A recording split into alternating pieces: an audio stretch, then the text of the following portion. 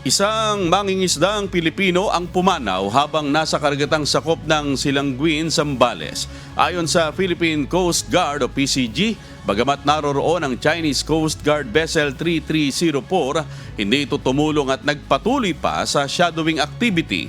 Sinabi ni Commodore J. Tariela ng PCG na ang hindi pagtulong ng Chinese Coast Guard ay nagdulot ng kahirapan sa operasyon ng pagsagip sa mangingisdang Pilipino.